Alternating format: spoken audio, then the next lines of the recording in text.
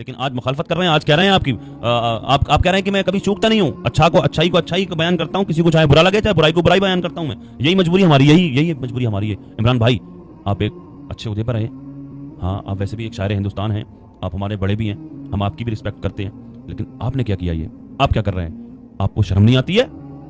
आप थली से इधर लग गए एकदम अचानक। पहले आपने क्या नजरिए का इख्तलाफ, क्या नजरिए का इख्तलाफ था उसकी, उस वक्त क्या नजरिया था और आज आपका क्या नजरिया है?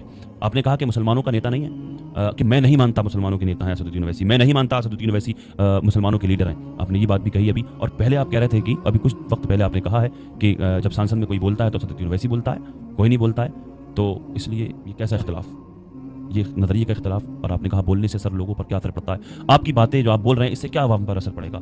इसका मतलब सीधा सा आप असदुद्दीन ओवैसी की मुखालफत कर रहे हैं, लोगों को बहका रहे हैं, लोगों को बरगला रहे हैं। आपकी बात से लोग सहमत होंगे, पहले भी आपके लिए ताली बजाई लोगों ने, आपने जब ये बात कही, और आज आप मुखालफत कर रहे हैं तो लोगों पर क्या असर पड़ेगा?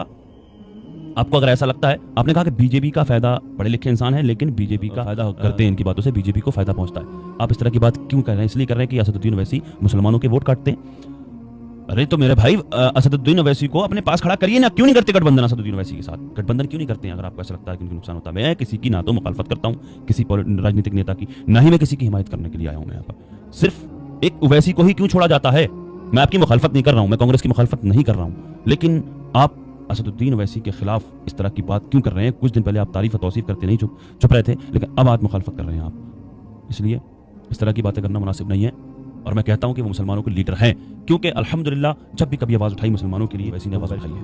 असदुद्दीन ओवैसी ने ही बिल फाड़ा था, वक्फ बिल का, वक्फ बिल जो फाड़ा था, आपने आवाज़ उठाई, उस पर उठाई थी आवाज़, अच्छा आवाज़ उठाई थी आपने, लेकिन ये नहीं कर सकता कोई भी, मुझे लगता है ये काम कोई नहीं कर सकता। असदुद्दीन ओवैसी को आपने कहा कि मुसलमानों के लीडर नहीं है, लेकिन मैं कहता हूं मुसलमानों के लीडर हैं, बल्कि वो सबके लीडर हैं, हक की बात करते हैं, कोई भी धर्म की राजनीति नहीं करते असदुद्दीन ओवैसी।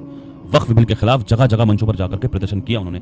आप कितने मंचों पर पहुंचे? आपने कितना प्रदर्शन किया या नहीं किया, हमें उससे मतलब नहीं है, लेकिन आपकी बात को मैं पकड़ कर कह रहा हूं। आप कह रहे हैं कि बोलने का असर पड़ता है, तो आपने पहले क्या बोला था, उसका असर क्या पड़ा, और आज आप इस तरह की बात कर रहे हैं तो इसका असर क्या पड़ेगा? सीधा साहब असदुद्दीन ओवैसी की मुखालफत कर रहे हैं, जो आपको नहीं करनी चाहिए। आपको अपना काम करना चाहिए, आप अपने वोट देखिए, लेकिन किसी की मुखालफत, अगर किसी की अच्छाई भी नहीं कर सकते, किसी को अपने साथ भी नहीं ले सकते, तो आपको हक नहीं है किसी की बुराई करें या किसी की मुखालफत करें। आप एक शायर हिंदुस्तान हैं, आपकी बहुत इज्जत है इस मुल्क हिंदुस्तान में, बाहर भी, मुल्क से बाहर भी इज्जत है, लेकिन जब आप इस तरह की बात करेंगे नहीं लगता आपकी इज्जत खत्म होती नजर आएगी। इसलिए सही का साथ दें, सही बात करें।